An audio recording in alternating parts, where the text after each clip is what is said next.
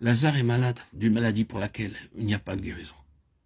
Nous ne savons pas combien de docteurs il y avait à Béthanie ou à Jérusalem qui n'étaient éloignés que de quelques kilomètres, mais nous pouvons être certains qu'il se trouvait des docteurs dans la contrée et que les sœurs avaient pu en appeler un ou moins durant ces 4 jours. Mais qu'elle l'ait fait ou non, les docteurs avaient été impuissants. Lazare devait mourir dans le plan de Dieu. Il était atteint d'une maladie pour laquelle il n'y avait pas de guérison possible. Et Jésus lui-même, qui avait ressuscité à plus d'une reprise les morts, n'interviendra pas dans ce cas. Il refuse positivement d'empêcher la mort en ce qui concerne Lazare. Il nous a simplement dit que lorsque Jésus entendit parler de la maladie de Lazare, il resta où il se trouvait pendant 4 jours. Ce fait a naturellement causé le grand problème des sœurs et cela donna une base aux ennemis.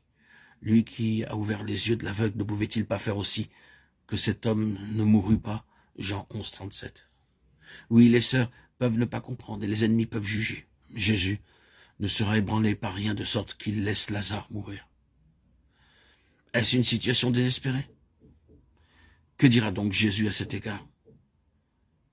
Lorsqu'il reçut le message des sœurs, il répondit: cette maladie n'est pas la mort, mais elle est pour la gloire de Dieu, afin que le Fils de Dieu soit glorifié par elle. Jean 11, verset 4. Cette maladie n'est pas la mort, et cependant il permet que Lazare meure. Il veut dire évidemment cette maladie n'est pas la mort pour l'éternité. Ce n'est pas une mort finale. Il dira plus tard, Lazare est mort, et cependant il dit, cette maladie n'est pas la mort. Il voulait donc faire comprendre, la mort ne sera pas le dernier mot. Maintenant, reconnaissons ceci, à mesure que nous avançons la connaissance spirituelle de Jésus, bien qu'il ait été très éloigné de Béthanie, il sut exactement le moment où Lazare mourut.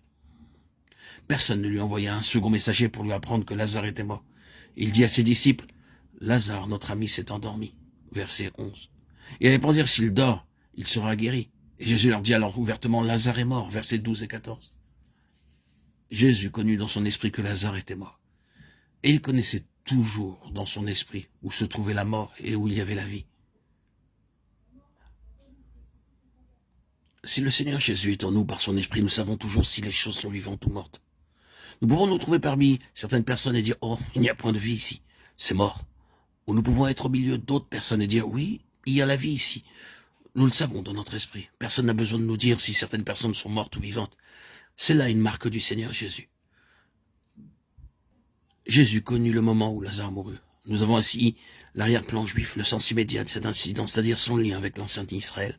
C'est pourquoi nous avons lu ces passages d'Ézéchiel et d'Ésaïe lorsqu'Israël était en captivité à Babylone et en Assyrie. Le Seigneur dit que ce peuple était mort et enterré. Et il ajouta, j'ouvrirai vos tombeaux pour le Seigneur. Les Israélites étaient dans leurs tombeaux. Ésaïe dit ensuite qu'un reste reviendra et ce reste fut le peuple qui sortit du tombeau de la Syrie et de Babylone. Ainsi parle le Seigneur l'Éternel. Je vais ouvrir vos tombeaux, je vous ferai remonter hors de vos tombeaux, ô mon peuple, et je vous ramènerai dans le pays d'Israël. Vous saurez que je suis l'Éternel quand j'ouvrirai vos tombeaux et que je vous ferai remonter hors de vos tombeaux, ô mon peuple. Ézéchiel 37, 12, 13. En ce jour-là, le Seigneur étendra encore une fois la main pour racheter le reste de son peuple, tous ceux qui auront échappé à la Syrie, à l'Égypte, à Patros, à Cus, à Élam, à Sinar, à Hamath et aux îles de la mer. Ésaïe 11, 11. Avons-nous remarqué que dans Romains, Paul reprend cette pensée pour la reporter dans le Nouveau Testament. Il cite les paroles d'Ésaïe en ce qui concerne un reste.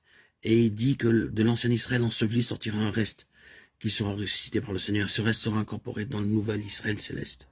Et comme Ésaïe l'a prédit, si le Seigneur des armées ne nous eût laissé un germe de notre race, nous serions devenus comme Sodome, nous aurions été semblables à Gomorrhe. Romains 9, 27, 27. Quand le nombre des enfants d'Israël serait comme le sable de la mer, un reste seulement sera sauvé, car le Seigneur accomplira pleinement et promptement sa parole sur la terre. Et c'est la raison pour laquelle cette histoire de Lazare se trouve directement dans le cadre juif. Nous remarquons que délibérément Jésus revient dans cette contrée hostile des Juifs. C'est là que, à plusieurs reprises, ils avaient voulu le lapider. Mais il dit à ses disciples, retournons en Judée. Et ils lui répondirent, Seigneur, tout récemment encore, ils ont essayé de te lapider, là. Pourquoi y retourner? Mais il ne veut pas accepter leur argument. Il retourne délibérément dans la contrée hostile qui lui était si durement opposée. Pourquoi fait-il cela? L'histoire de Lazare est la réponse. La mort et la résurrection de Lazare sont là, en contraste avec cette situation. C'est précisément au sein du vieil Israël rejeté, mort et enterré qu'il va ressusciter un nouvel Israël. On aurait pu penser que, alors que le Seigneur désirait commencer son œuvre nouvelle, il se serait dirigé dans un autre pays. Il aurait pu dire, Je ne puis rien faire, ni à Jérusalem, ni en Palestine. Alors, allons en Inde ou en Chine, et recommençons tout à nouveau. Mais il retourna délibérément en Judée et dit, dans ce lieu de mort, j'établirai la résurrection. Le jour de la Pentecôte est merveilleux pour ce fait seul. S'il eut un jour une situation impossible, ce fut à Jérusalem en ce jour-là. L'ancien Israël avait été rejeté par Dieu et était mort à ses yeux. Il était enseveli. Et ce fut là que Dieu fit paraître par la nouvelle naissance, sa nouvelle Jérusalem. C'est le cadre et la signification immédiate de cet incident. Ainsi, Paul reporte tout cela dans le Nouveau Testament et il dit, Dieu a mis de côté l'ancien Israël, mais il va lever de ce lieu de mort son nouvel Israël. Un reste sera sauvé par son union avec Jésus-Christ dans sa mort et sa résurrection.